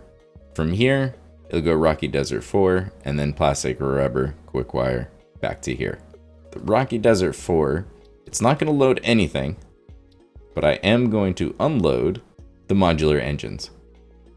So we can go ahead and save that, and that should be the only change because it's going to go from here to there, drop those off, and that's it. So this isn't going to run for another, well, almost 20 minutes. Let me go back over to the Rocky Desert and show you how I'm going to change to accommodate this now. Well, I thought I was only going to use one freight platform, but turns out I'm going to use two. I'm going to put one empty one in the middle, and then I'm going to put this freight platform. This freight platform is going to be set to unload because that's where the modular engines are. They're on the third freight car. And then I'm just going to do this. There wasn't going to be an easy way for this train that's doing everything for the thermal propulsion rockets to go over to that train station, since that train waits there for 20 minutes. So this was the easiest solution I could come up with. So that train, once every 20 minutes, will come over here, drop off a little more than 40 of the modular engines, and then they'll just make their way over into this freight platform. The train for the thermal propulsion rockets is going to be running all the time, although if I wanted to, I could have it wait here a little bit longer. But since the route is pretty long, I'm just going to let it run. I skipped ahead a little bit and took care of the load balancing for the copper sheets. And now I have a whopping 52 left over. I may actually have to start making these soon. Let's go upstairs and let me show you. Previously, this was everything that was going on, which is already kind of a lot. And I was left with 100. And then I added this to split it, 48 going onto my train, and then 52 are headed below to the sink. And here's the diagram I used. Because I was able to reduce this, I could divide all the numbers by 4. So the ratio is basically taking 25 and splitting it 13 and 12. And 25 just means you're going to do 2 5-way splits. And that's basically what I just had to work with. So it really wasn't too bad. This and all the rest of the diagrams will be loaded onto my Google Drive in case you ever want to take a look at them. Now let's head over to the West Coast and take a look at the rubber situation. This factory has been reliably cranking out 400 plastic and 500 rubber per minute. 25 of each have been going to my own storage, but it's given me a whole lot to work with. That left me 375 and 475 to put on trains to send to whatever projects I had. Let's check the sinks and see what's left. Still got plenty of plastic. Oh no, I only have 71 rubber left. I happen to need 81. I am 10 rubber shy. Well, That was a slight miscalculation. I am still going to use it, and I think because that train's already using rubber, I think I'm just going to have to add another train. So let me expand this real quick. I was wrong. I was able to use the exact same one. I completely forgot that this one is going to my turbo motor factory, which means this very first freight platform isn't being used and it's completely filled with concrete. So I don't have to worry about that train accidentally stealing the rubber for this one. And then this new train is only going to have one freight car, so it won't accidentally steal that rubber. I can hold off from adding another train for another day. Instead of sending it to a sink, I was able to just take that one belt and take it all the way over here. I've got my one storage container as a buffer. And now I just need to figure out where to get 10 more rubber. A really easy solution would be just to take it from what I'm making right now. I've got plenty of storage built up, and so I am pretty sure if I really wanted to, I could cut down from 25 to only having 15, and I would be fine for the rest of the playthrough. But I don't really like that solution, and I think I have a better one. And that is to travel to the other side of the world, to the Blue Crater. For those of you that saw that video where I made the rocket fuel and the package rocket fuel, you may remember I'm sinking a few things in this factory. Besides the extra package rocket fuel, I've got 86 compacted coal left over and 254 polymer resin. That beautiful blue resin is going to come in handy right about now. So if we look in the codex and we look at the residual rubber recipe, the ratio is 4:2. With this, I can take that 254 polymer resin, I'll just need 254 water, and I can turn it into 127 rubber. To complete this phase, I only need 10 rubber, so I do want to build a bigger factory for that, but I would also much rather have Mark 6 belts before I do it. So I think this is going to be a really good solution. Thankfully for this, it doesn't need a lot of space. All I need is 3 refineries and 1 water extractor. So let's go ahead and try to keep this nice and compact. Using the residual rubber recipe, 42 1/3 for each one. And then I'll just need 1 merger to group them all up. And then on this side, going to be somewhat similar. Just need to find out where to place this. And then I just need some short lifts on both of those, and that'll feed in the polymer resin. And I just need a couple pipes for the water. And for that, I actually think I can probably cut out a space just right here. There's a number of different ways you can go about placing the water extractors. Now, you've got pretty much completely free placement like this. If I hold control, because the pipeline junction's there, now it at least will snap in that line. Another good option is if you have the space, you can place foundations underneath. Now, unfortunately, where I'm at, if I were to 1, 2, 3, 4, oh, I actually can place them. Okay. This is a really good option, although it doesn't work in all places. I could just delete those. Now it'll do the same kind of 1 meter snapping that most machines do, which is usually what I prefer. And you can get just the right distance, and then if you don't want the look of those, then you can just go back and delete all the foundations. And to fill in that space, we'll just use some half foundations. It's like a glove. Considering I was completely wrong about how much rubber I had available, this is a pretty quick and easy band-aid. I'll take it. Because this is right next to this factory, I think I'm just going to more or less mirror the style. So I'm just going to use these same fix-it walls to border it all. And then in the corners, I'm going to use these same bright, big concrete pillars. And the easiest way to get them on the corner like this is just to use good old zoop. And then zoop them up to the right height. And I'll more or less just copy this building and just make a little tiny version of it. So just give me a second to put this together and add some power. And we'll turn this sucker on. My little resin to rubber factory is all set to be turned on. Let's go on a quick little tour. So I'm going to start here in this factory, right behind this sink. I've added a smart splitter. Right now it's not connected. Right now it just passes straight through. When I'm ready to start this, I'm going to delete this and this belt. I'm going to replug this in and then make that connection. And then what that's going to do is send the polymer resin straight along, and then everything else will go to the right. So resin will go this way, compacted coal will go this way. The polymer resin is then going to go up and over, around, and then out the factory and into the next one. That gave me a convenient spot to run the power from one factory to the next. It's a pretty simple entrance, so just using some ramps so we can easily get up here. And then that is going to be the outgoing belt, but I'll show you that last. So if we come in here, we've just got the 3 refineries. I went with that really simple method of just laying the beam on the ground, and that just gives you a really nice spot to place the wall outlets.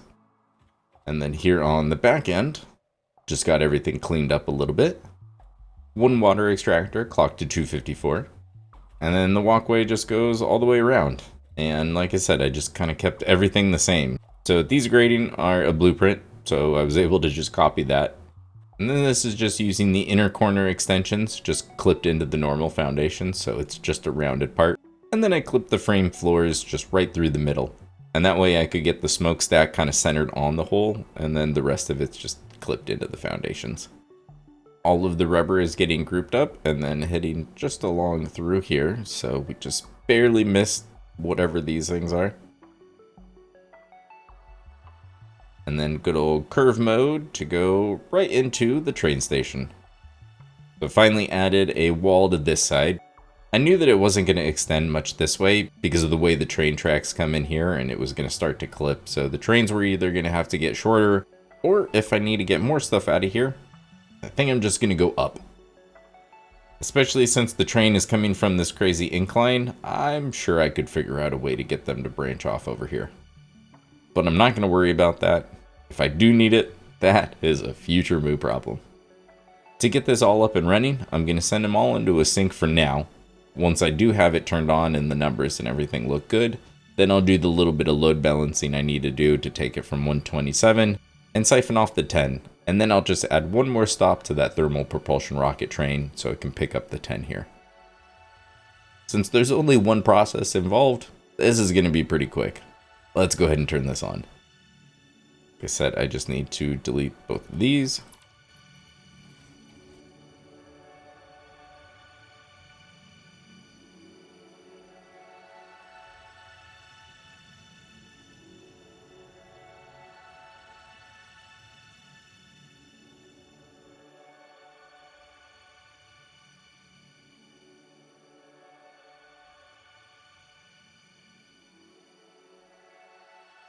I think 127 is one of those numbers where I'm just not going to get it nailed down completely.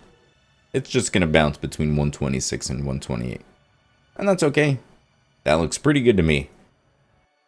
Now that that's up and running, that rubber is going to come right along here and into the train station. And I haven't used too much of the space. I've got a lot of room to work with. But I don't want to waste too much space, so yeah, it looks like that'll probably be a good space to curve in. So we're going to start here, and here's the diagram to take 127 down to 117 and 10. 127 itself, not a great number, but it's one off from 128, so we'll do the whole looping one back, and 128 will be much easier to work with. So we've got a merger, and then 7 splitters in a row.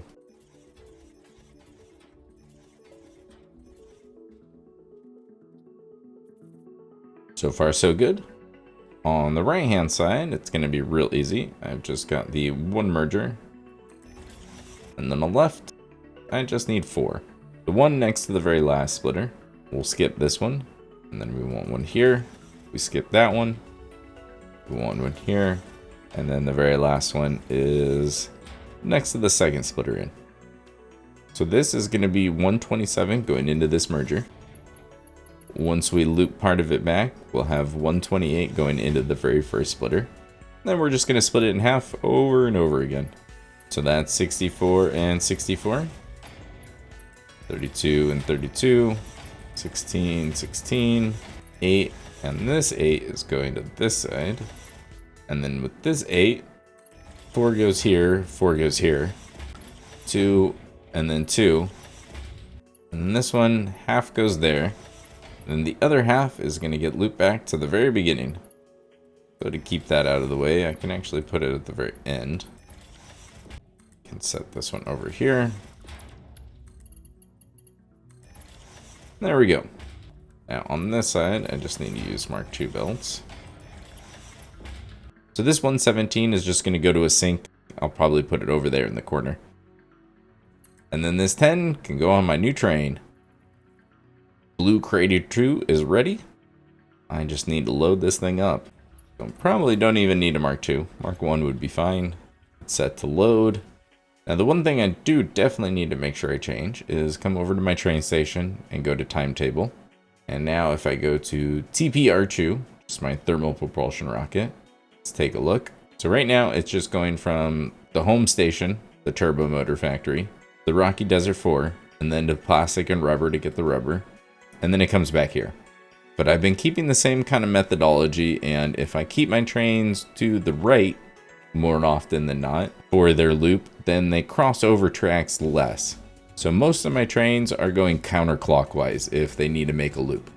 So I'm going to edit the timetable. So the Blue Crater 2, if it's going to stick to the right, I want it to come after kind of this home station. So this actually needs to fit in there. And then it's going to go to the Rocky Desert, and then the oil, and then back to here. So now we can save changes, and I think that's all I need to do. Now that train will pick up 71 from the west coast, and the missing 10 from here. Now I have everything I need. Well, almost. The train has been running for a little bit, and it looks like my load balancing is working just the way it's supposed to. And now I've got all of the items I need. I was only missing those pesky aluminum casings. I only needed one assembler to put that together, so let me show you what I did. This part is coming from the trains. Here is the aluminum casings. Like I said, just one assembler. Only need 36, so it's even underclocked. So rare for me. Which meant I need 48 aluminum ingots and 24 copper ingots. Neither of those numbers are too hard to get. So for those, we come right over here and then follow these all the way back. For the copper, I just added on to the existing madness. With the previous bit of load balancing that I was doing, I had 150 on this belt, and that was just getting regrouped with a bunch of other stuff and then going into the sink. So instead, I branched that off, and that's what I worked with. And here's the diagram I used to take 150 and siphon off 24. So it only looks crazy because I had to work with the lift that was going right through the middle of this thing, but hey, it all fits, there's no clipping, not like it. And the best part is, it works. You gotta love when it reads exactly what you're looking for. For the aluminum, those are coming from this line right here. Since I needed 48, which is 4/5 of 60, that's exactly what I did. I just used the good old smart splitters trick, because these two belts, even when they combine, are very much not a full belt. So this helps ensure that this Mark 1 stays completely full. And then from that, I do my 5-way split, recombine 4/5, and there's my 48. And then that extra 12 just goes back, groups up with everything else, and then heads off into the sink. That right there is the large majority of things I needed to take care of. The last few parts are coming from the nearby factories. 2 fused modular frames are coming from that tower. 2 turbo motors are coming from that tower. And all of the iron that I need is coming from one of those nodes down there. So I do need to figure out how to get all of that over to here. But everything's fairly close, so I really don't think it'll be too hard. The save is currently at 261 hours and 41 minutes. Now it's time for me to get to work on decorating and getting everything powered. Welcome back. The save is currently at 266 hours and 4 minutes. Let me take you on a little tour. Before we get into the real factory, let's go ahead and go look at the farthest parts like normal. My 2 turbo motors are coming from right here. So this manufacturer is pumping out 3 a minute. So I just needed 1 splitter to split that into thirds. One of them is going to continue on and go upstairs into my storage. The other two get grouped up, come over here, drop down, and then go back up, really just because I wanted to keep all of these belts nice and flat. And then it joins up with the two radio control units. Those just go on a singular lift all the way down to the bottom.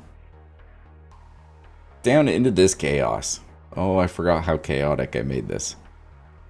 And that lift just pops out right here. So I've got my turbo motors and my radio control units, and those are going into a priority merger. I don't think I needed the priority merger, but since this belt is fairly full, because if a radio control unit or a turbo motor needs to stop for a second, really doesn't matter because there's so much empty space on this belt.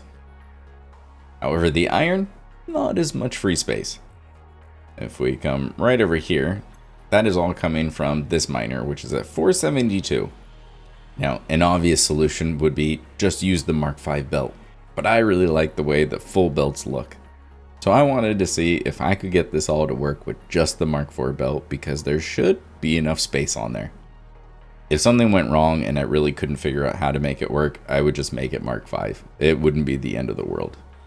But because this has 472, and then I'm adding 4, that only brings me up to 476. So there's still a little space on the belt, right?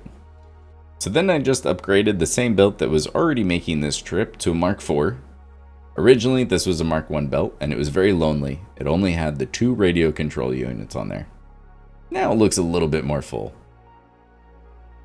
I didn't change the belt at all. It still goes up and into my nuclear pasta factory.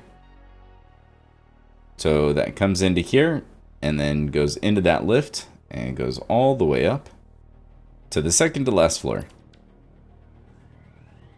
From here, we go into Smart Splitter. This is where I split off the radio control units. The turbo motors and the iron go to the left. And then just past this one, now I have another priority merger, because same thing, I want to make sure that this belt doesn't stop. So if these 2 fused modular frames need to pause for a second until there's an empty space on the belt, that's okay. Ever since I built this factory, I was overproducing 2 fused modular frames, and they've just been sinking. Now those come along here, and they get grouped up with the iron and the turbo motors, and then head back down through the factory on this left, all the way down to here. My goal here was to use existing infrastructure instead of having to just keep adding more and more belts everywhere. I just did more of the old fake it till you make it, and added the wall holes and then replaced the pillars there. And then that comes along here. I just needed a couple more of these supports, but it's not too far of a trip to go from that factory over to this factory. When I'm ready to send this in, I'll be able to just delete all of this. But I've still got my 476, so it's reading exactly what it's supposed to be. And now that brings us to the main event. 2 thermal propulsion rockets per minute. With the corners, I decided to use the good old outer corner extensions. So normally when I have this kind of a section, I would end up just doing this much cleaner, obviously. But I would usually use just the foundations, and I would make it, a flat section. But I thought this was a pretty cool look, and I'm happy with the way that it turned out. I got good use out of the coated concrete for both the pillars and a lot of these half foundations that I placed on the sides. And then these signs are just completely blank. Instead of adding these accent lights all the way around the windows, I decided to just do it on the sides here. That's the big change between these 2 towers, because those ones have it all the way around the window. Honestly, I wasn't really sure how to deal with the part that stuck out a little bit farther, so this is just kind of what I came up with. The parts that stuck out farther, I just made the circular part go all the way to the ground, so it was basically an extra support. And then up here, I just used some ramps, and then because of this spot was just really weird, it was kind of hard to close off. So I just used 2 of the up corner ramps, and it doesn't look too bad. So in each of the corners, I basically just made a full circular pillar out of the coated concretes. And then this part, since the top 2 floors needed to extend a little bit farther this way, these ones get these nice big beams that go all the way down. And thankfully they didn't run into anything important. And then for the entrance, the main one is probably the hypertube because there's the entrance just right next to my train station. But I do really like to add the stairs where I can. They just look so cool. And then since that part sticks out, I decided to just fill that completely with billboards and make it kind of like a big light. Even though I'm not using lumen, which would probably make it look a little bit better. The idea is to lighten up the entrance. We can come up to here and we've got our first level where it's just the smelters. In each of the corners and in the very center, I think is pretty much what I did on most of the floors. So that there's not too much, but at least there's some lighting on the ceiling now. And then in the very center, I've got my elevator. Let's take a look at the other floors. We did skip a floor. There is the logistics floor underneath here, but I don't think anything has changed, and we'll take a look at it when everything starts up. The iron ingot load balancing. Again, not too much has changed. I've just got the lights now, and then in each of the corners, I've just got a whole bunch of circular pillars. And I'm pretty sure that's the same with all of them, except for maybe the very top floor. And I did something very similar to the other factories, where I've got kind of a tiered roof for the first part, and then glass for the very final part, and then just lined it with some signs. A lot of windows, but not nearly as many as I put into that magnetic field generator one I built earlier. And that concludes our tour. Let's get this thing turned on. The convenient thing about this is there's only 2 sinks to delete. So I've got this one, and then I'll go over and delete that one. But I'll get this one started just a few seconds earlier. Let's go ahead and start that stopwatch.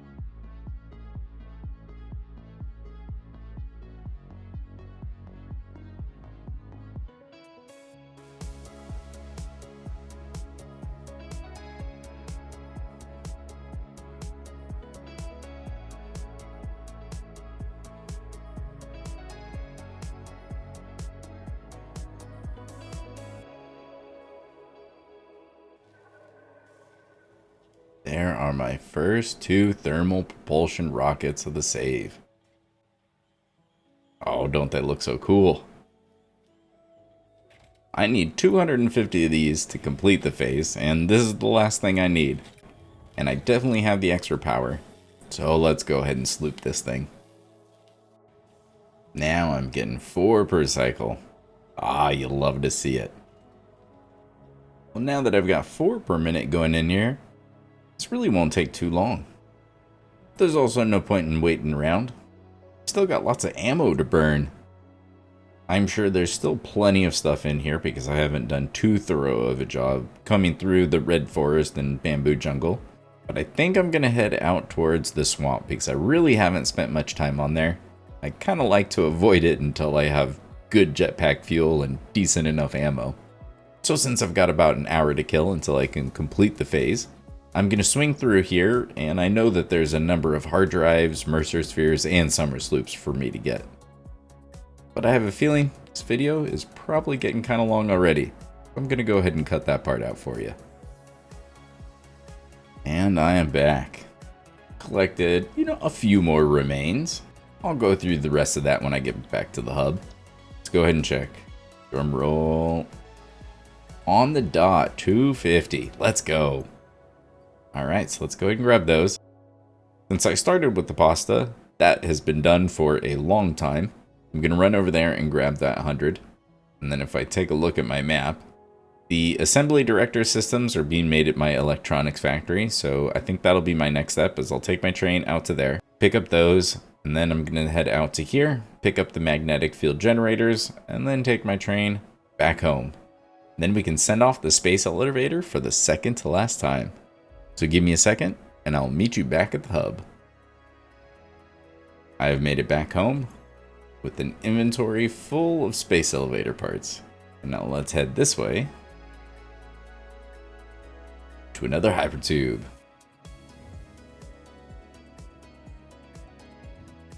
Another beautiful day to send off some space elevator parts. All loaded up.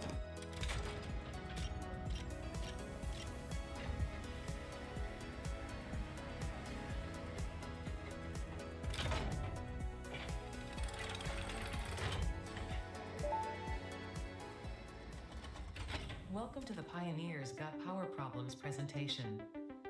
That was a joke. Anyway, you're familiar with the process. Just throw the lever and the automated systems will take over. And make sure not to leave it all until the last moment.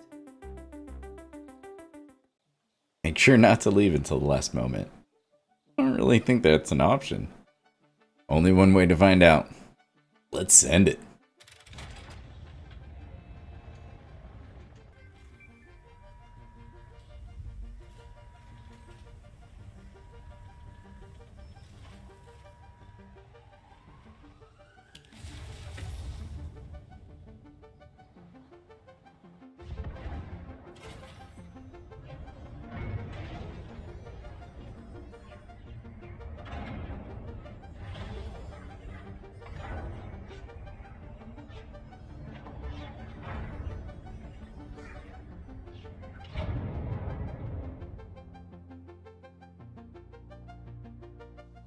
I will make sure I pick a better time of day for the very final time I send off the space elevator. The sun washes out quite a bit at this time. If style was measured in my performance reports, yours would be something special. Phase 5 awaits. I expect your best work. And I can't wait. That is gonna do it for this one. Thank you so much for being here. And a special thank you to those that like, comment, and even share the videos. And apparently whatever hyping the videos is, I'm sorry. I don't completely understand what it is, but if you do it, I really do appreciate it. I know it's a positive thing, so thank you. This was a long one, but a very productive video. I was able to build 2 factories to complete 2 of the different space elevator parts. Now that this phase is over, I have a feeling I'm still going to end up using those space elevator parts. But we all know that's probably a ways down the line. And for now, those are just going to provide some nice coupon points, getting closer and closer to getting that golden nut statue. I personally love the end game where I finally unlocked everything. I've got the most efficient miners and belts I can use. I've unlocked all the aesthetic pieces, and so really, I can build whatever I want exactly how I want. So in the next video, it's going to be the start of a new phase, and just like most of them, it's going to be doing a couple unlocks.